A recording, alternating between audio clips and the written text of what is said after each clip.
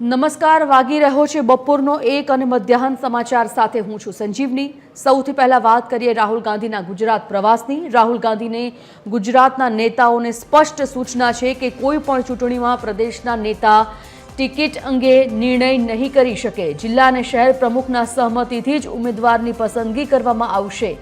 જિલ્લા અને શહેર પ્રમુખ ના પાડશે તો ટિકિટ નહીં મળે।